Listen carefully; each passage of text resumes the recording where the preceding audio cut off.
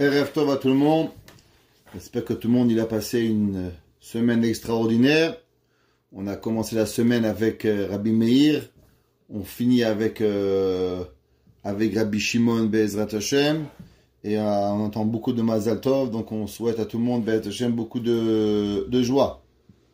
Ce shiur il est pour la Hatzlacha, notre chère petite amie, qui est très très très importante dans nos yeux, Rachel Tzipora.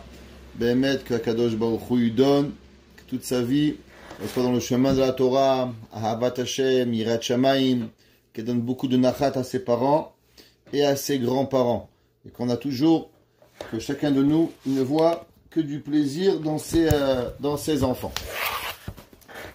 Alors, la semaine dernière, on avait terminé avec Sophia Ali Chodbeta, Velechem Atzlut Lotochel. Vous vous rappelez que la Eshet Chayil, alors Sophia Ali Chodbeta, elle n'a pas le droit de l'employer, il n'a pas le droit de s'affamer. Parce que quand on s'affame, alors on n'a pas de force pour travailler. Et cette Eshet Chayil, Chas Veshalom, elle prenait toutes les précautions pour véritablement arriver à faire ce qu'elle a à faire. Un jour, on a demandé une question au Shvut Yaakov. Le Shvut Yaakov, c'est un rave qui vécut au XVIIIe siècle, qui est un grand posek halachique. Et vous savez, il y a des donateurs de la yeshiva, des kolélim, puis toujours Baruch Hashem. Les yeshivot et les kolélim, ils vivent grave aux donations. Alors il y avait un jour un donateur, en face de lui, il y avait une yeshiva, et il donnait à la yeshiva. Et un jour, il a vu que les bachourim, ils fumaient, ils buvaient le café. Alors, il s'est fâché.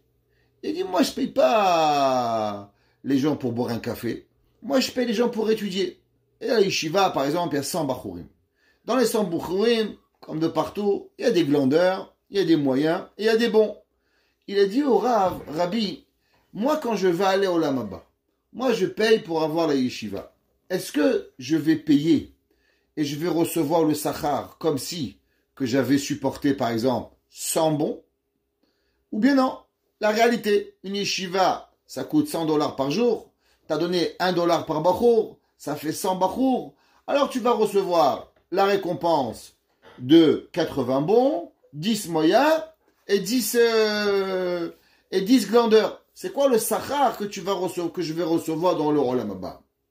Le Shvut Yaakov, il a dit, Chas Veshalom, toi tu as payé la yeshiva, que la yeshiva elle coûte pareil pour avoir un glandeur ou un bon, c'est le même argent. Donc toi tu as le sachar de 5 bombes atomiques, de 100 personnes qui étudient la Torah. Même si en réalité, il n'y a pas 100 personnes qui étudient à chaque seconde de leur vie, il y a un glandeur qui fume une clope et qui prend un café, c'est pas grave. Toi, tu as le sachar comme si que tu as eu 100 élèves qui étudient la Torah. Il a dit, le Rav Meir Mazouz, exactement pareil. Imaginons, une femme, elle fait un effort. Elle dit à son mari, va à Tefila, mon mari. Moi, je vais accompagner les enfants à l'école. Alors, c'est difficile. Imaginez-vous en hiver. Le mari va à la Tefila. Ça demande que la maman, le matin, à 7h du matin, se réveille. Elle amène les enfants à l'école. Et maintenant, le mari, pendant la Tefila, il est en train de rêver, il compte les mouches. Le rabbin, il fait un cours, il écoute à moitié, il n'est pas d'humeur. La femme, un jour, elle va à la synagogue, elle voit son mari, il est là en train de rêver. Et là, elle se demande une question. Est-ce que Behemet, elle va recevoir la récompense comme si que son mari, il a eu toutes les prières Béminyan avec les meilleurs kavanot, ou bien non, ce que ton mari il a fait, eh ben tu reçois le sachar. Ton mari il a glandé à moitié, eh ben tu reçois moitié de sachar. Ton mari il a glandé à 3/4, tu reçois 3/4 à moitié, ou bien non. La femme a dit, moi j'ai fait mon travail, moi j'ai des enfants à l'école, moi je l'ai poussé, moi j'ai tout fait pour qu'il soit un Talmid Chacham. Mais non, il n'est pas Talmid Chacham. C'est son problème, pas le mien. Il a dit, le Rav Meir Mazouz, de la même façon que le donateur, lui, c'est pas important combien l'élève il étudie. Lui, il a payé pour pouvoir étudier. Et même si l'élève il glande maintenant, le donateur il reçoit la récompense pareil. Pareil. Lechem atzlut lotochel. Il dit, la femme vertueuse qui amène son mari, qui lui dit, va à la Torah, va écouter le cours du rabbin Shabbat, je m'occupe des enfants. Et le mari il est là, il tape la sieste pendant le cours du rabbin. Elle s'en fout. Elle, ba'olam haba, velechem atzlut lotochel. Elle ne va pas recevoir du pain de la honte. Pourquoi? À cause que Behemet, elle a investi. Ça veut dire que c'est extraordinaire. Ça veut dire que dans la vie, c'est vrai qu'on reçoit une récompense par rapport à ce qu'on a fait. Mais ici, Shlomo HaMelech, il donne à la femme un cadeau extraordinaire. Ça veut dire que une maman, ses enfants, ils vont à la yeshiva. L'enfant, il étudie, l'enfant, il n'étudie pas. Quelle récompense elle reçoit? Elle reçoit la récompense comme si que son fils, il a étudié la meilleure Gemara, le meilleur Rabbi Akiba Eger, le meilleur Shach, le meilleur Taz. Ah, mais mon fils, il est dyslexique, il comprend rien. Pas mon problème. Moi, si j'avais un enfant qui était en bonne santé, j'avais un enfant qui serait un ilouï, de 9h à 5h, il est à la yeshiva, alors que mon fils, il est dyslexique, pas dyslexique, il sait étudier, il sait pas étudier, le sachar, moi, je le reçois pareil. Pourquoi? Parce que pour moi, l'investissement, il est pareil. Et je vais dire plus. Très souvent, les gens qui étudient pas, c'est parce qu'ils ont une difficulté d'étudier. Ils ont un peu ils ont pas cette facilité. La Torah dit, lechem atzlut lotochel. Plus on va s'investir et plus on va donner à la Torah.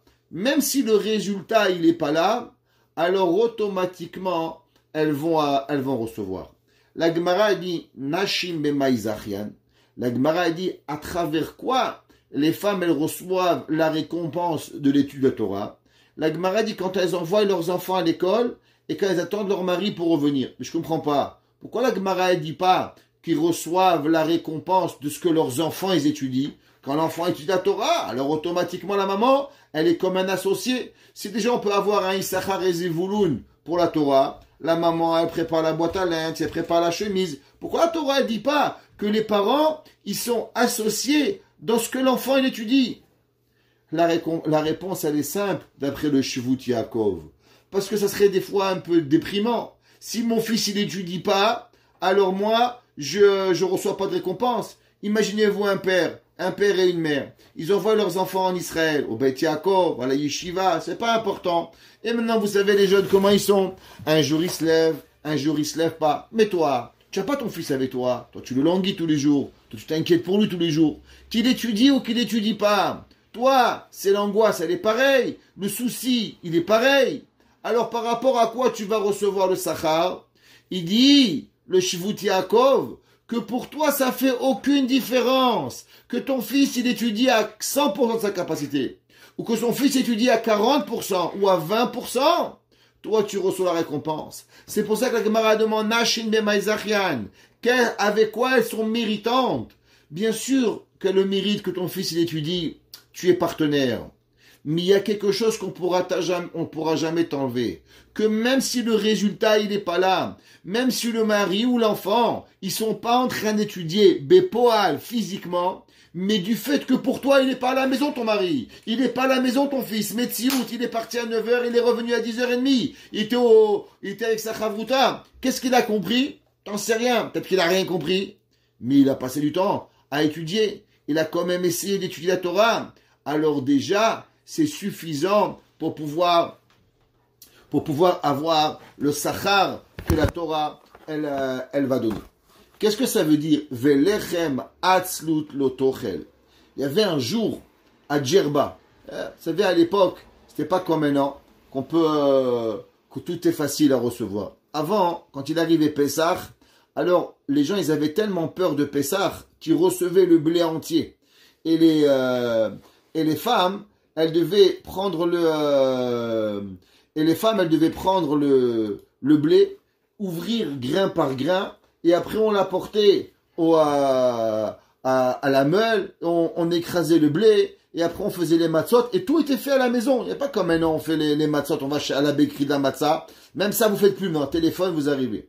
Alors il y avait la femme, il y avait un grand Mekoubal, elle s'appelait Rabbi Moshe Idan, et elle, sa femme, elle s'appelait Zella. Zala, en arabe, c'est son nom. Et un jour, ils ont amené à Djerba, ils ont amené du blé, déjà avec la peau ouverte. Et la femme est arrivée à son mari, tu sais quoi? Un jour, ils vont nous amener des paquets de farine, déjà tout prêt. Et un jour, non seulement ils ont amené de la farine tout prêt, ils leur ont même amené des matzot déjà tout prêtes. Et la femme de Rav Idan, elle a dit, sur ça, il a dit Shlomo HaMelech, Velechem atzlut lo tochel. Elle a dit que Shlomo HaMelech, il nous a supplié qu'on nous enlève pas nos mitzvot de Pessah, qu'à Pessah, on doit faire, aller chercher. C'est quoi Lechem atzlut lo tochel? C'est qu'elle voulait même pas que le blé, il arrive déjà ouvert. Elle voulait même, elle-même, ouvrir son blé. Pourquoi? À combien elle aimait la mitzvah de Pessah? À combien elle aimait la préparation pour pouvoir arriver à manger le kazaï de matzah. Alors elle disait, moi ce que j'ai envie, c'est que la mitzvah, elle m'arrive déjà depuis le départ pour pouvoir y arriver. Dans les Sfarim, il y avait des rabbanim qui allaient déjà couper le blé pour faire la matzah, s'assurer que le blé il était correct. Et après ils arrivaient et ils donnaient ce qui devait arriver. Et cette femme de Rabbi Moshe Idan, elle était tellement triste et ils n'avaient pas d'idée. Le jour où il est arrivé à Djerba, les matzot toutes faites. Le jour où ils ont vendu des matzot, elle allait mourir. Pourquoi? Elle dit ça, c'est Shlomo HaMelech qui nous a dit. Velechem atzlut lo tochel.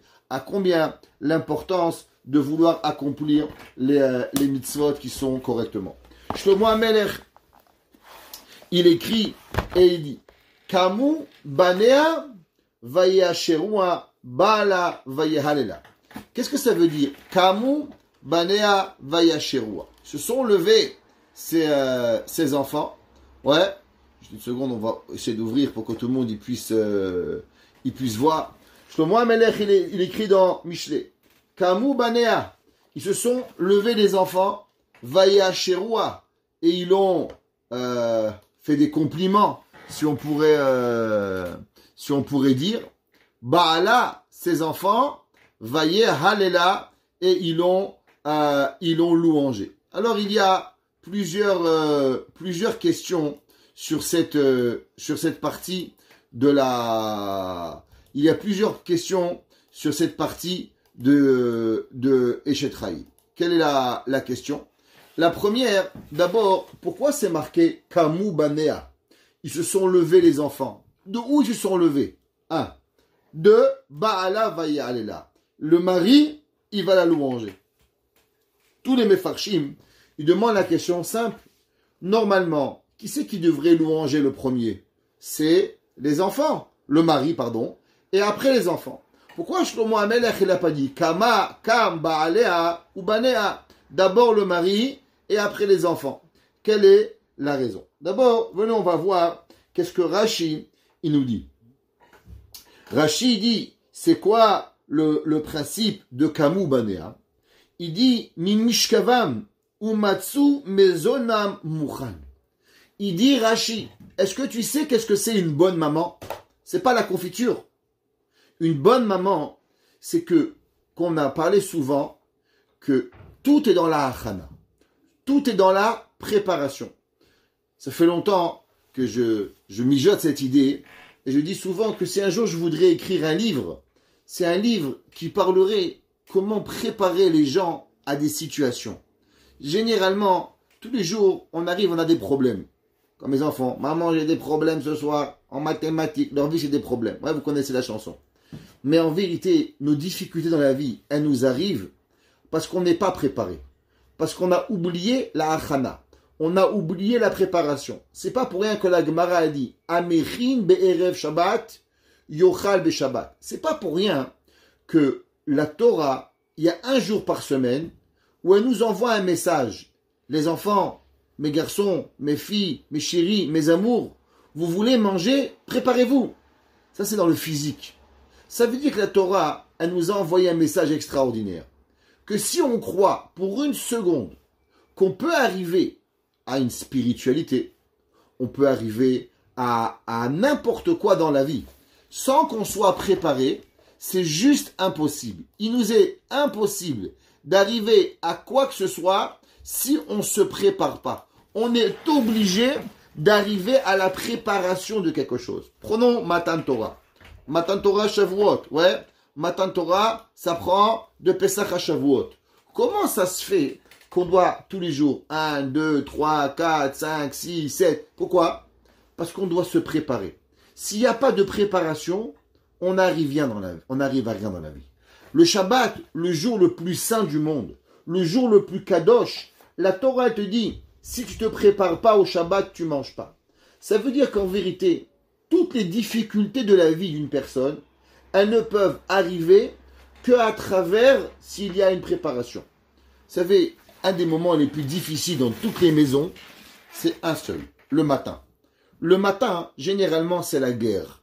Un, il pleure, l'autre, il crie, l'autre, il ne veut pas s'habiller. Et il y a souvent des cris, pas dans les maisons où bien sûr le papa, il est là, la maman, elle est là. Je ne parle pas dans une maison où Béhémet, la maman, elle est dans le lit et dit, chérie, je veux dormir jusqu'à midi. Maman, elle dort jusqu'à midi, mais t'es pété du cerveau, quoi. Réveille-toi, prête pas tes enfants, après tu vas dormir. Qu'est-ce que c'est comme chinour qu'un parent, il dort devant ses enfants? Tu es fatigué? Ça n'existe pas, ça. Faut se lever, faut être prêt avant d'y arriver.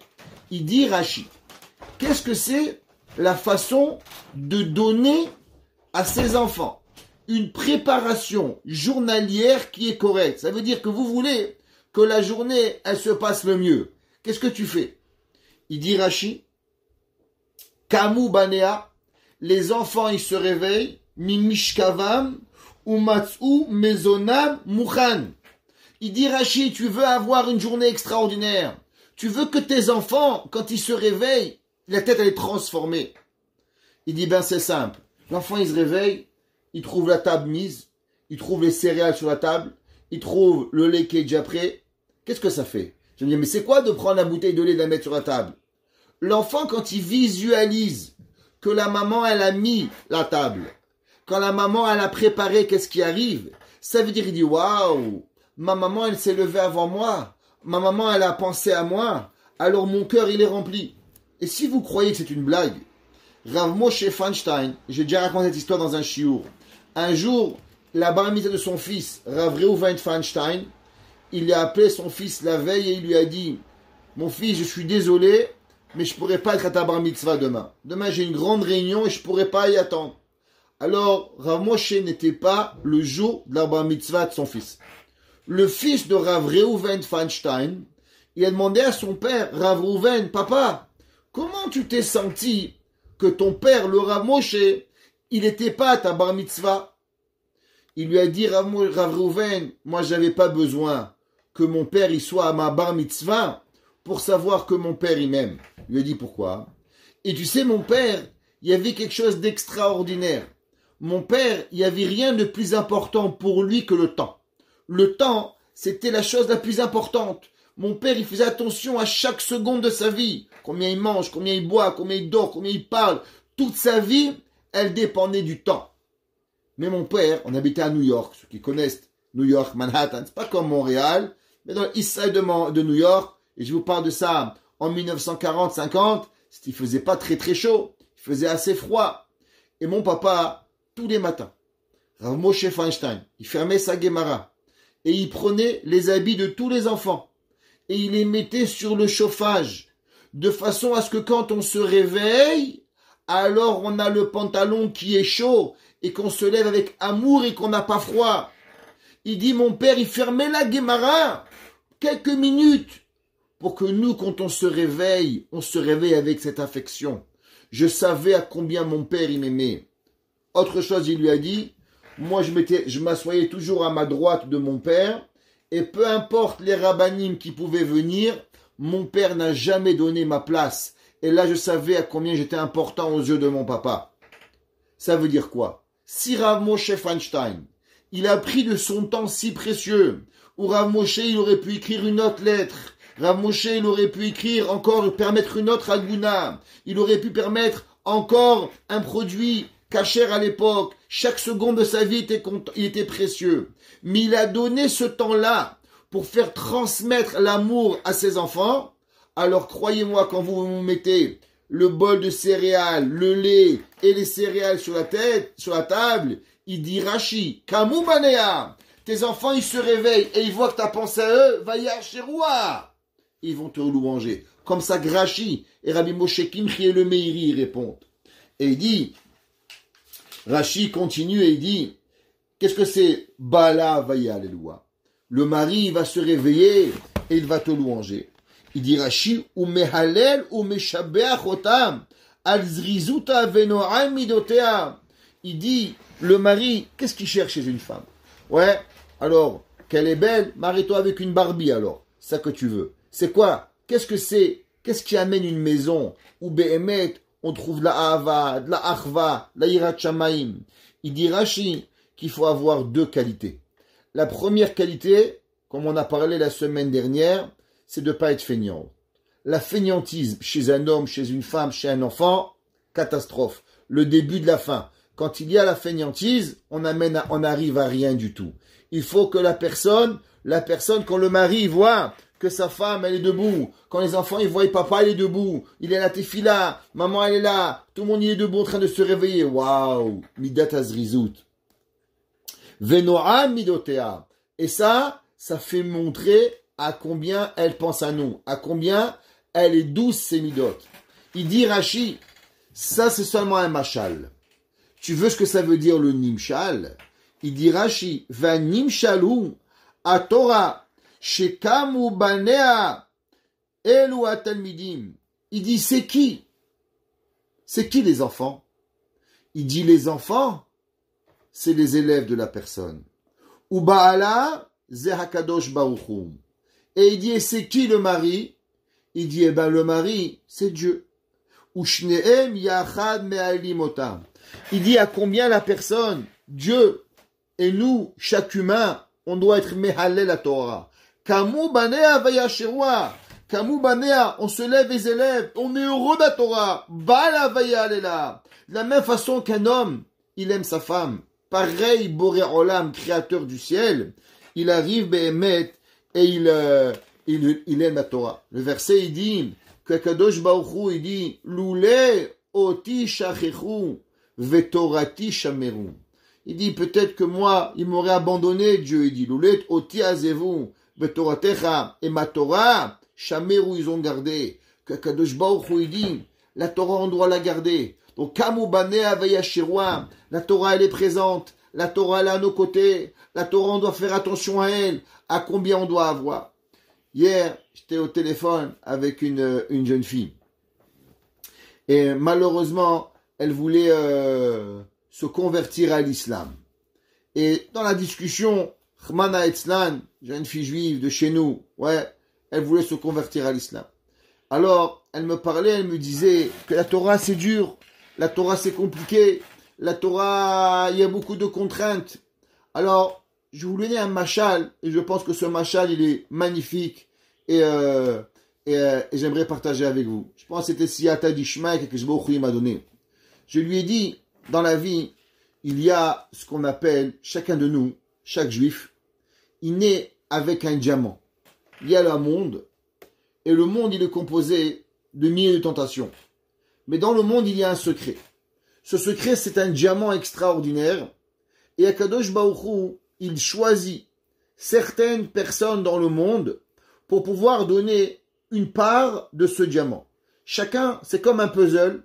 Et chacun de nous, on a un morceau. Et on a dans la main Reuven, Shimon, Lévi, Yehuda, Issachar, Zevulun, Sarah, Rivka, Rachel, Véléa, Geneviève, Gertrude, c'est pas important. Et on a tous un morceau du diamant. À la fin des temps, Akadosh Baruch Hu, il va demander à chacun de nous d'ouvrir le diamant. Et chacun de nous, on va coller le diamant, et ça va créer de nouveau ce grand puzzle magnifique. Mais Dieu, il dit attention, vous allez être tenté d'ouvrir la main. Un, c'est à travers la religion. Un, c'est Shabbat. Un, c'est Yom Tov. Un, c'est Sukkot. Un, c'est la cigarette. Un, c'est la tzniout. Un, c'est la kashrut. Chacun de nous. Et toute ta vie, tu dois garder le diamant. Alors tu peux voir dans ta main de deux façons. Ah, c'est dur de garder la main fermée. Ou bien tu dois tellement être choyé, d'avoir été choisi, d'avoir gardé le diamant pour Akadosh Baruch Hu. La Torah, elle te demande comment tu veux voir le diamant. Ils vont vous dire, c'est dur. Je dis, mais tu t'imagines que dans le monde, il y a 7 milliards d'habitants. Et dans ces 7 milliards d'habitants, Akadosh Baruch Hu, il a choisi seulement 15 millions pour avoir le diamant dans la main. Et ce diamant, faut fermer la main pour le garder. Et si tu le perds, c'est un Iboud Nitzri. C'est quelque chose qu'on ne pourra jamais arriver. Et à la fin des temps, il manquera des tâches. Et on dirait, mais où il est le morceau? On dit, c'est David qui a perdu. Et où est l'autre morceau? C'est Rachel qui a perdu. Et l'autre morceau? Et là, tu vas dire, Ishtabar Shemolad, j'ai fait une perte pour la vie entière. Et combien on doit revenir pour récupérer ce diamant? Ça, c'est comment on doit voir la Torah. La Torah, elle n'est pas dure. La Torah, elle est magnifique. Kamu banea vayasherwa, baala ve'ayalela. Akadosh Baruch Hu, il louange la Torah. Akadosh Baruch Hu, il te dit, mais attention, je t'en supplie, mon fils. Je t'en supplie, ma fille. Je t'adore. Garde mon diamant. Ne perds pas mon diamant.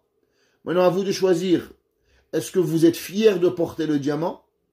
Ou bien, ça, le diamant, vous n'êtes pas fier du diamant. Alors, automatiquement, vous voulez, à la première occasion, vous voulez lâcher le diamant. Qui c'est qui peut se rappeler de la fable de Monsieur La Fontaine avec le corbeau et le renard? Le corbeau, il avait le fromage et à cause des louanges de la vie, il a tout perdu, il a perdu le fromage. Eh bien, le macha, il est exactement le même. À combien tu es prêt, mais pas pour un fromage, à combien tu es prêt à perdre ta vie pour pouvoir perdre le diamant? Et ça, si tu veux savoir à combien il est précieux le diamant, alors rappelle-toi, Kamu banea vayasherwa, Ba'ala boré olam vayalela. Akadosh Baruch Hu lui-même, il louange la Torah. Et c'est ça que Rashi, il nous explique. Le Tiferet Shlomo, Rav Shlomo de Radomsk, okay, c'est un grand maître de la Chassidut, Rav Shlomo Radomsker. Il a écrit le Sefer Tiferet Shlomo. Il ramène dans son livre, qu'est-ce que c'est ce pasouk? Kamu banea vayasherwa ba'ala vayalela. Et il demande la question qu'on a demandé. Comment c'est possible que les enfants, ils louangent la maman avant le mari? Il dit que véritablement, qui c'est la maman? Alors vous savez que dans la Shon de la Kabbalah, la maman, elle est comparée à la Shrina. Ça veut dire que dans une maison, quand on parle d'une femme, on parle pas seulement d'une femme physique, mais on parle aussi d'une femme spirituelle. La femme spirituelle, dans chacun de nos maisons, elle est représentation de la Shrina. Ça veut dire qu'une femme dans une maison, elle représente la présence divine. La Shrina, c'est pas Dieu. Il y a Boré Olam, il y a Akadosh Baruch Hu.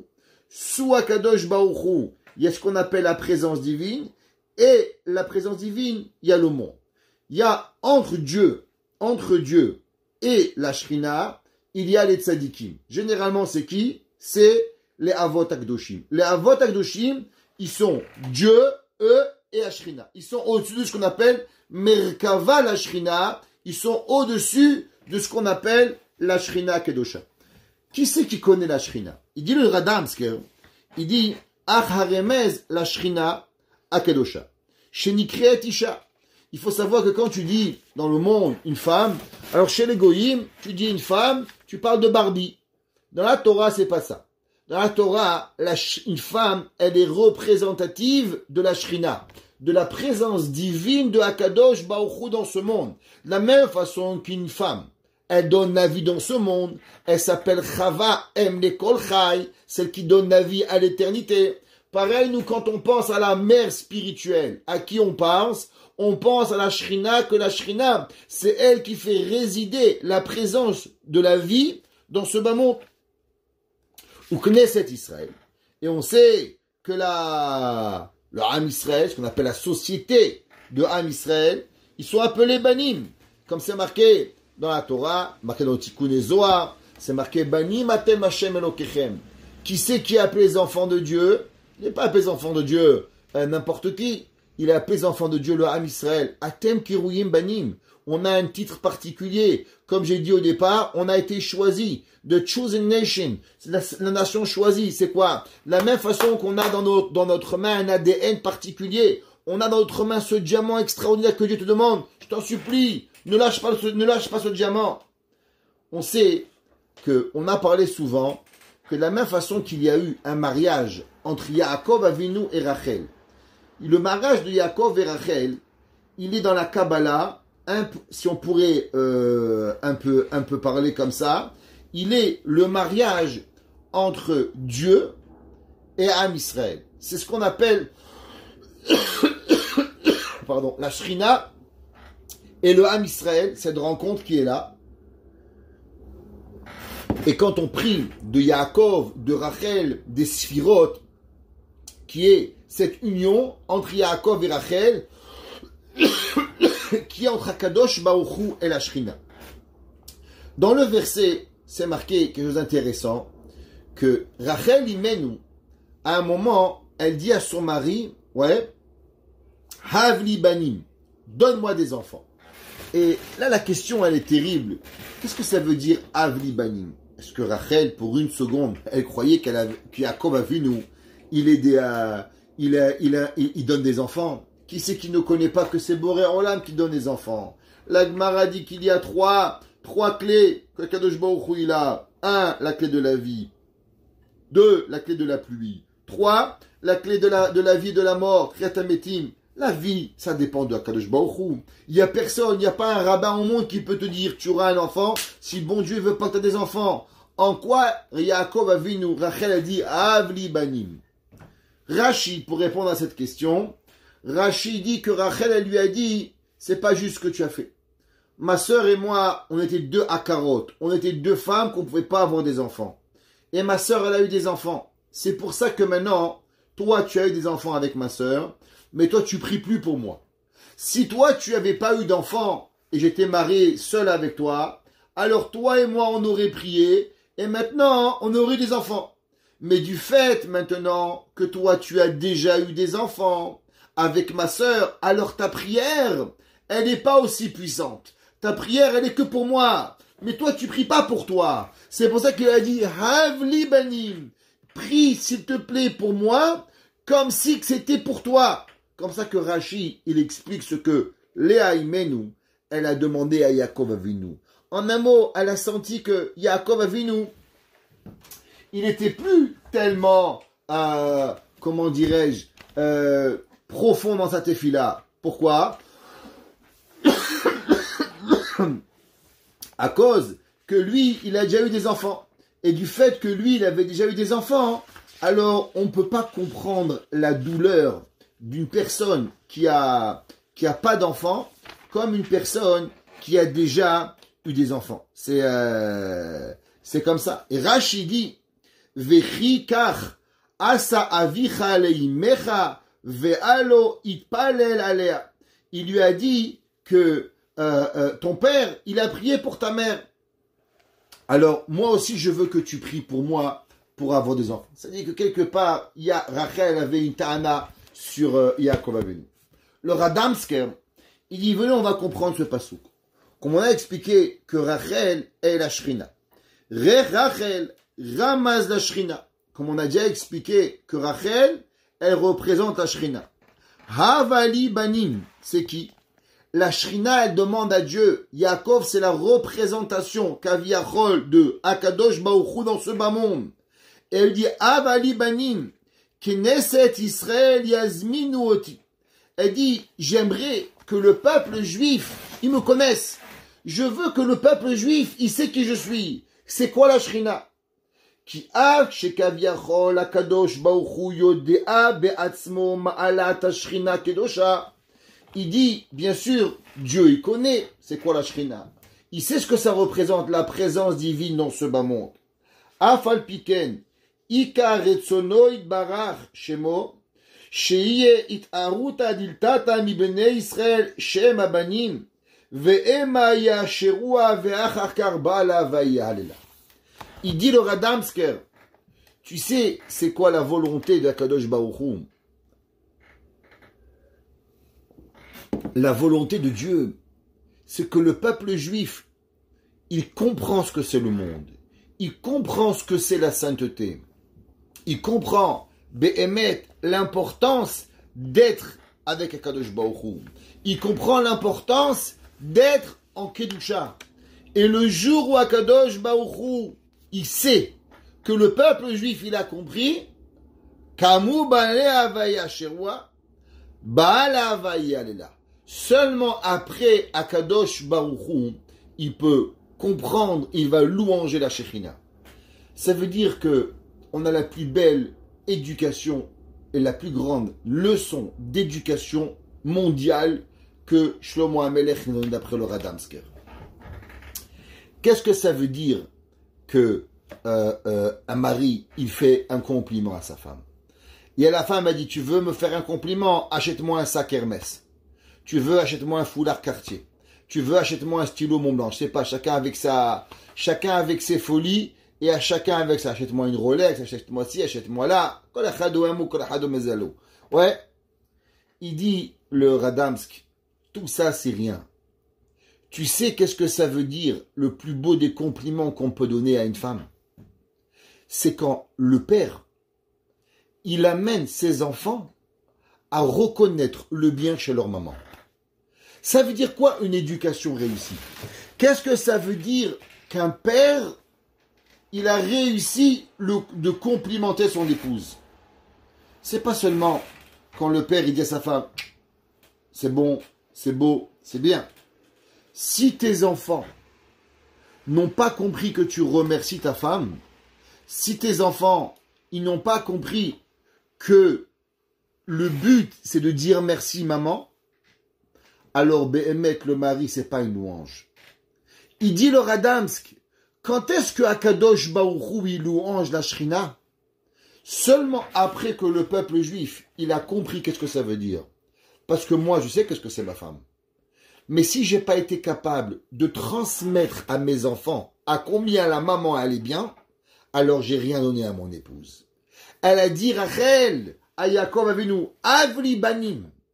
Ça veut dire que la Shrina elle dit à Dieu, mais que toi, tu comprends que je suis. Ça ne m'intéresse pas. Moi, je veux que tu crées des juifs. Et quand tu vas créer des juifs, et que les juifs, ils vont comprendre qui je suis, alors tes compliments, ils m'intéressent. Mais avant, ça ne m'intéresse pas.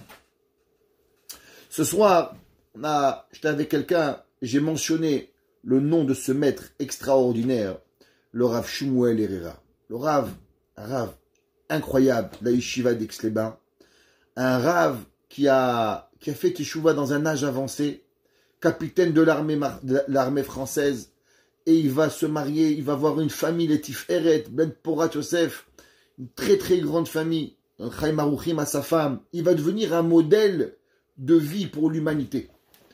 Béhémet, et on l'appelait dans le monde d'Aix-les-Bains le Chafetz Chaim, parce que son visage, il ressemblait au Chafetz Chaim, et je vous donne, allez voir sur YouTube, il y a des shiurim à lui, quel français, quel charme quand il parle, quelque chose d'extraordinaire.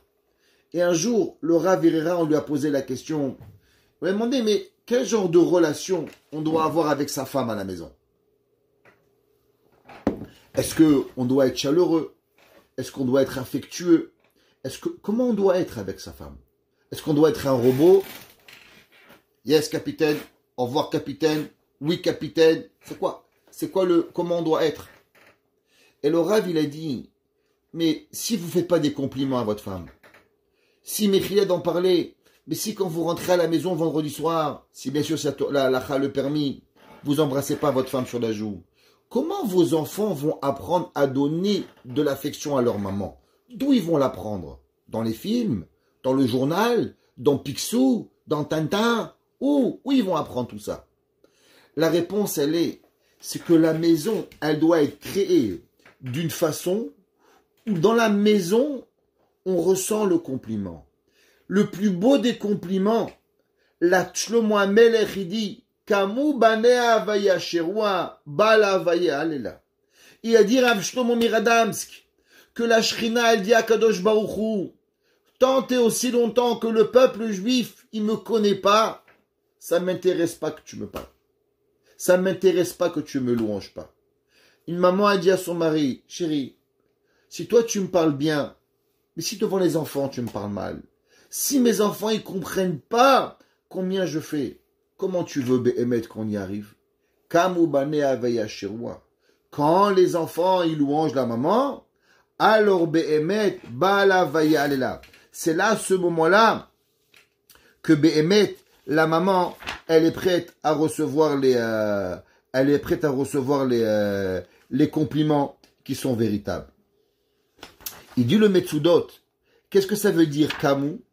Il dit Ba'avour kolze Kamu banea ou ba'alea meshabrim ou me'alim ota.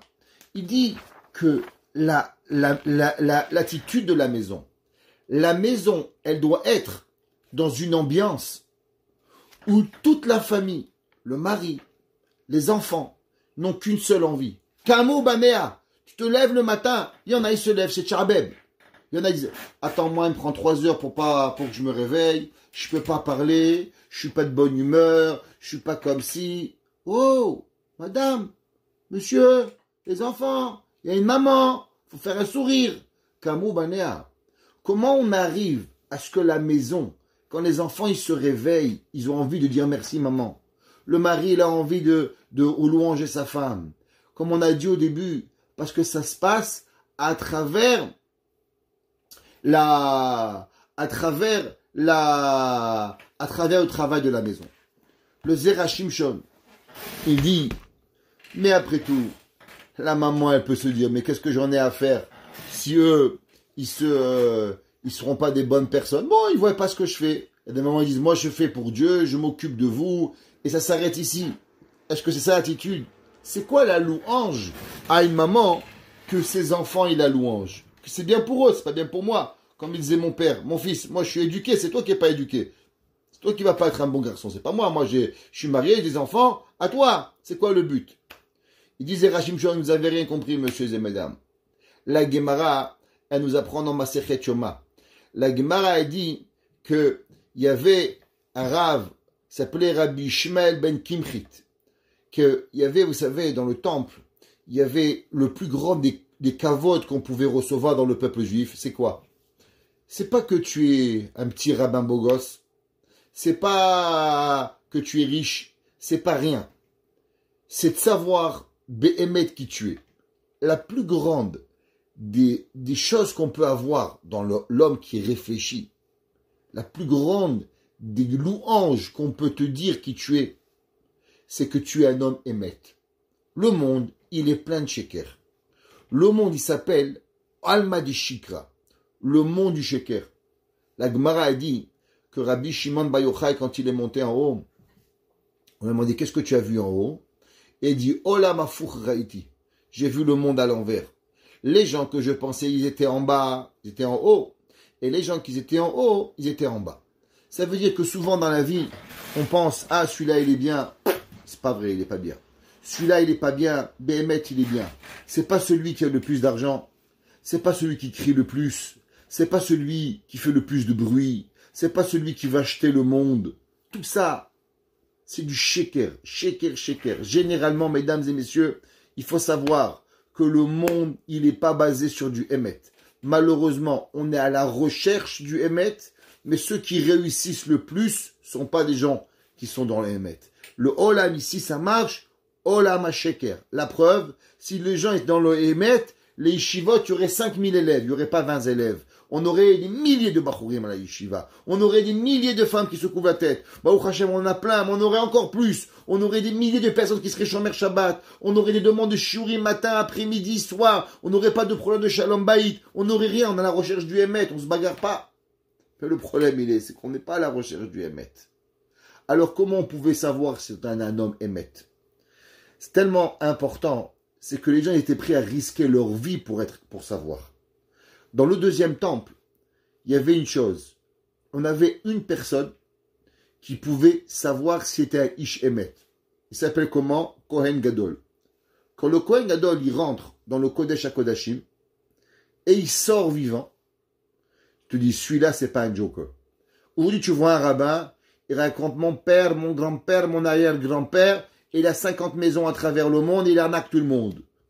Tu sais pas qu'est-ce qui se passe. Ouais. Les Québécois ont fait une chanson. Et mon arrière-arrière-grand-père. On ne sait pas qui c'est la vie. Mais le Kohen Gadol, tu sais qui il était. Il rentre vivant et il sort vivant. Cette volonté de savoir le Emet a été tellement grande, la Gemara a dit dans Masechet Yoma que les Kohanim étaient prêts à risquer leur vie à pouvoir rentrer dans le Beth Amikdash. Et la Gemara a dit qu'en 283 ans, 300 Kohanim sont morts. Ça veut dire qu'ils finissaient même pas leur année. Ils rentraient, ils mouraient, ils rentraient, ils mouraient. Mais réfléchis 2 secondes. Pourquoi tu tentes ta chance? La réponse, elle est simple. C'est que véritablement, savoir que je suis, est-ce que je suis un homme bien ou mal? À quel niveau de ma vie? Il n'y avait qu'un seul moyen. Un seul et unique moyen. Qui était de rentrer dans le Kodesh HaKodashim. D'être Kohen Gadol. Et de savoir si je peux supporter le Emet d'Akadosh Baruch Hu. Ça, ce Emet-là, est extraordinaire. La Gemara a dit qu'il y avait une femme, la Gemara a dit Al Rabbi Ishmael ben Kimchit. C'est intéressant. Généralement, dans la Torah, quand on dit le nom d'un homme, et on ne dit pas le nom de son père, on dit le nom de sa mère, c'est que généralement, son père n'était pas juif. Et dans la Torah, on l'appelait le nom de sa mère. S'il était converti, on dit Ben Avraham. Ou on l'appelait des fois un autre nom. Par exemple, il y avait des rabbins qu'on les appelait Ben Bagbag. C'est qui Ben Bagbag? C'est qui Ben Hehe? Alors Ben Bagbag, c'était un rabbin qui s'appelait Shimon. Il était converti. Alors, comme vous ne voulez pas dire Shimon Ben Avraham, alors on l'a appelé Bagbag. Pourquoi Bagbag? À cause que Avraham s'appelait Avraham. Et après, qui est devenu, on l'appelait Avraham. On a rajouté un He. Pareil, Sarai, elle s'appelait Sarai. Et après, on l'a nommée Sarah. Donc, c'est quelle lettre qu'on a rajoutée? La lettre est Bag, c'est valeur numérique, et Bag, 5. Bag, Avraham et Sarah. Ben Hehe, un autre rabbin, que lui aussi s'est converti. Comment on l'a appelé? Ben Hehe. Le fils de 5 et 5. C'est qui 5? Avraham et Sarah. Hehe. Généralement, quand on a le cimetière, vous voyez, Yaakov ben Rachel. Pourquoi Rachel? Yaakov ben David. Pourquoi tu l'appelles Rachel? Parce que généralement son père, il est pas juif. À moins qu'un rabbin, il savait pas la halakha. Parce qu'il n'aurait pas dû être rabbin, il aurait dû être plombier. Mais non, on n'écrit pas Yaakov ben Rachel. Yaakov ben David. Pour faire montrer que son père, il est juif. Comme ça qu'on écrit. La Gemara a dit qu'il y avait un rabbin qui s'appelait Ishmael ben Kimchit. Pour être Kohen, il faut que ton père il soit Kohen. Vous connaissez la fameuse blague. Il y a un jour, un homme il vient voir le rabbin, il dit Monsieur le rabbin, je veux devenir Kohen. Il dit Monsieur, je peux pas. Il dit Monsieur, je vous donne $1000. Il dit je peux pas. Il dit on ne devient pas Kohen. Il dit je vous donne $10,000. Il dit je peux pas. Il dit je vous donne $100,000. Il dit je peux pas. Il dit mais je comprends pas. Mon père était Kohen et mon grand-père était Kohen. Ils ont bien devenu Kohen d'une certaine façon, non? Kohen, c'est seulement quand ton père il est Kohen. Pas quand ta mère elle est Kohen. Alors il y a une question, comment c'est possible que Rabbi Ishmael, on l'appelait Rabbi Ishmael ben Kimchit? Normalement, on aurait dû appeler Rabbi Ishmael, fils de son père. La Gemara a dit non. Tu sais en vérité pourquoi on a le nom de sa mère? Sheraata iman shene banea kohanim gedolim beyom echad. La Gemara a dit qu'il y avait un jour cette Kimchit là. C'était une femme extraordinaire.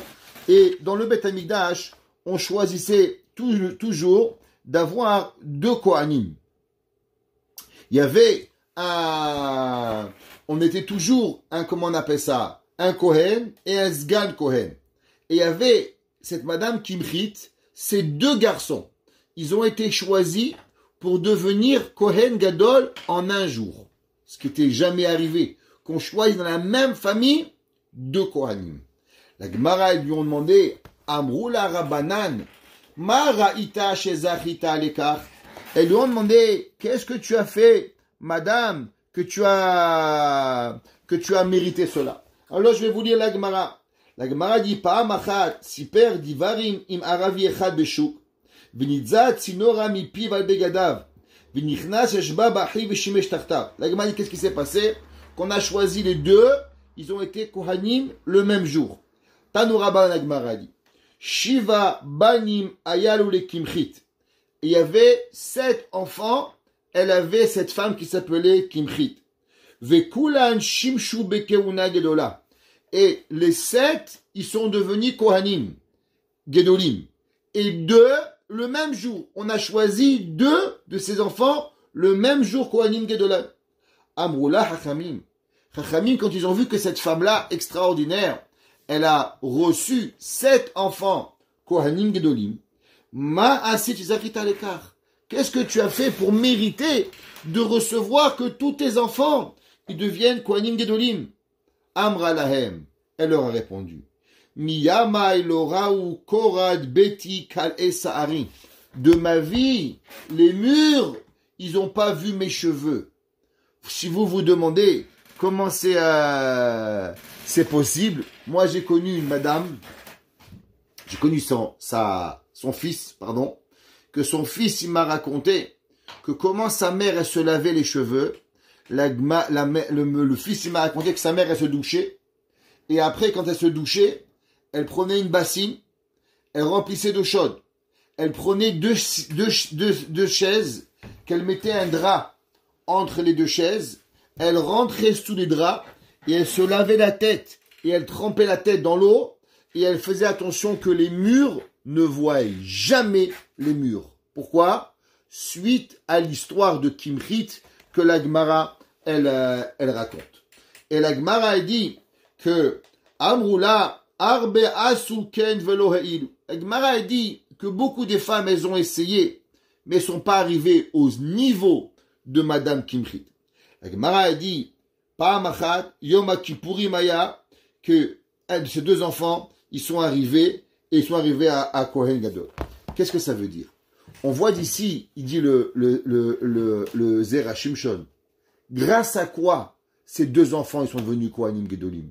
Qui a été le moteur? Qu'on a changé les règles. On n'a pas appelé Rabbi Ishmael ben David, mais on a appelé Rabbi Ishmael ben Kimrit.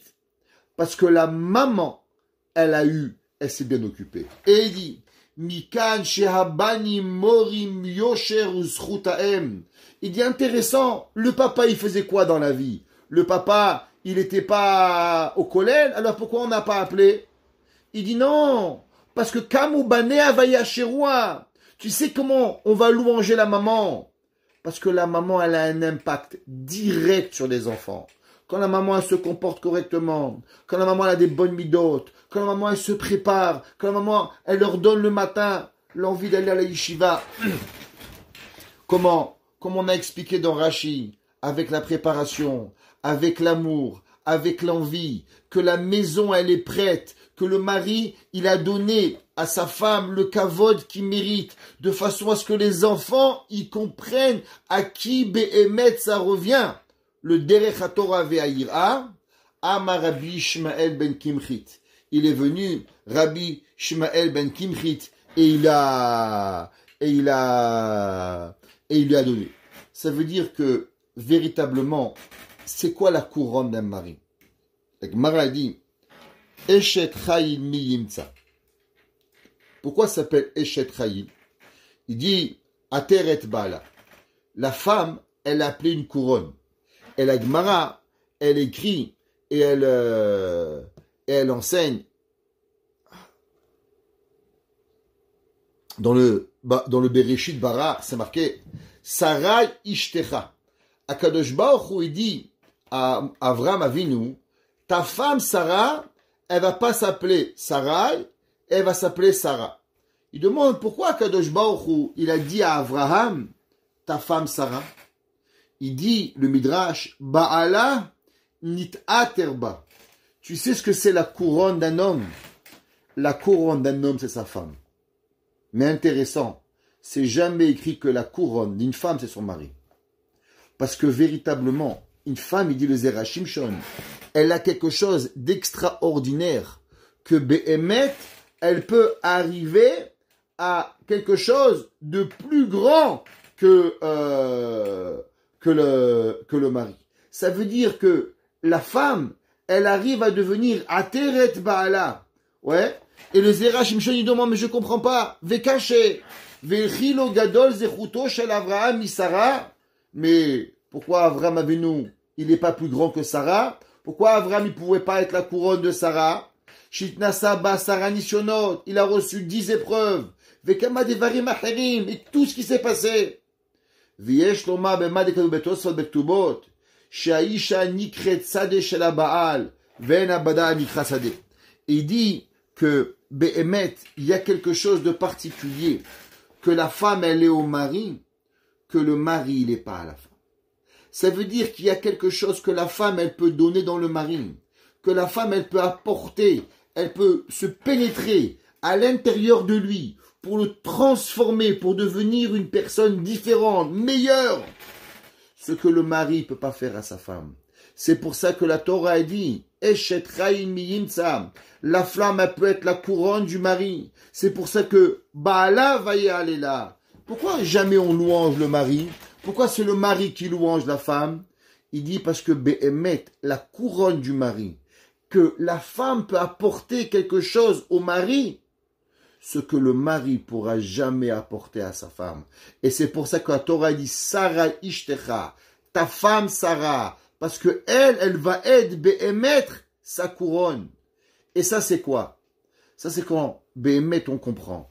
Si le mari comprend pas ça, si on comprend pas l'effort, si la femme, elle peut tout perdre en disant moi je veux dormir le matin, alors elle ne voit pas ses enfants. Si on n'est pas là à vouloir s'investir, mais pour ça, il faut Behemet être, comme il a dit Rashi, dans la préparation, se lever avant, voir, créer l'ambiance, rendre la maison magique. Ce soir, j'ai dit à un couple qui était chez moi, je leur ai dit, c'est quoi le thermomètre d'un couple heureux?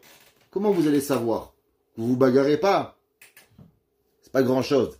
Il y a beaucoup de couples qui se bagarrent jamais. Mais ils ne se parlent pas non plus. Ils ne s'aiment pas non plus. Alors comment on sait qu'on est un bon couple? On est un bon couple quand le couple, il sait rendre toute sa vie magique. Quand un homme et une femme, ils peuvent aller dans un supermarché, c'est magique. Ils peuvent aller au restaurant, c'est magique. Ils vont mettre de l'essence, c'est magique. Ils vont faire un tour en voiture, c'est magique. Ils vont signer un chèque, c'est magique. Mais quand un couple, tout c'est Tisha B'Av, tu manges Tisha B'Av, tu dors Tisha B'Av, tu te réveilles Tisha B'Av, c'est la catastrophe. La magie, Kamu Banea Vayashirua, quand même tu te réveilles de ton matin, t'as encore rien fait, t'es juste debout, mais t'es heureux d'être debout, t'as rendu ta maison heureuse, parce que t'existes. Alors Bala va y aller là. Le mari, il n'a pas d'autre chose que de te prendre pour un champion du monde. Pourquoi? Parce que véritablement, tu as su rendre ta maison magique. La but de la vie, l'homme et la femme, qui ne savent pas prendre chaque moment de leur vie et de le rendre une magie, alors ils n'ont pas compris. Vayomer Hashem al Avraham, Sarah Ishtecha, Akadosh Baruch Hu, il a dit à Avraham, ta femme Sarah, tu sais c'est qui Sarah? Sarah c'est ta princesse, Sarah c'est ce que tu es important pour toi, ne l'oublie jamais. Mais Avraham il avait 85 ans, qu'est-ce que tu as besoin de lui dire ça? T'as pas compris. Même à 85 ans, il faut que je te rappelle qu'est-ce que tu es. Pourquoi? Parce que le but du père, c'est que les enfants ils comprennent qui ils ont comme maman. Et ça c'est véritablement ce que la Torah. Quand est-ce que nous, dans le Nimshal, plus nous, on apprécie la Torah, et plus on apprécie la Shrina, et plus Behemet, on apprécie. Et je terminerai en disant que la Torah, intéressant, elle a comparé l'homme et la femme et la Shrina. Parce que si un homme, il comprend ce que c'est la Torah, alors aussi il comprend sa femme.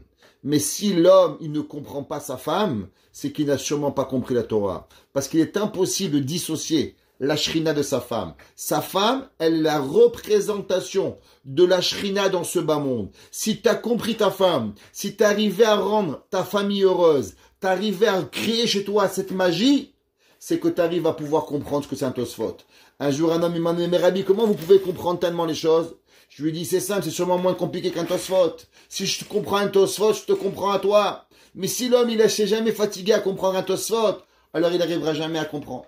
Que Kadosh Baruch Hu nous ouvre nos yeux pour apprécier notre femme, apprécier nos enfants, apprécier la Torah, et de ce fait-là, nous apprécierons aussi Kadosh Baruch Hu, et qu'ensemble, chacun de nous, ils soient fiers l'un de l'autre, que les maris seront fiers de leurs femmes, et que les femmes seront fiers de leurs maris, et qu'à notre tour, on apprendra à apprécier la Torah, et qu'on appréciera la Torah, alors on appréciera Kadosh Baruch Hu, et de ce fait-là, alors Bimera Biyamenu, Mashiach Tzidkenu sera là, présent, très très rapidement, pour que enfin on puisse rendre à Dieu le diamant de notre main, et qu'on puisse lui rendre sans jamais l'avoir perdu, et qu'on recrée ce magnifique cadeau qu'il nous a donné, et qu'ensemble on puisse lui redonner, et dire à Dieu, merci à Kadosh Baruch Hu, voici le cadeau que tu m'as donné à garder, et j'ai fini ma mission avec fierté et non avec difficulté. Ce que tu m'as donné, ce que je te rends, et je suis heureux d'avoir été choisi de pouvoir porter ce magnifique cadeau. Bimera biamenu. Amen.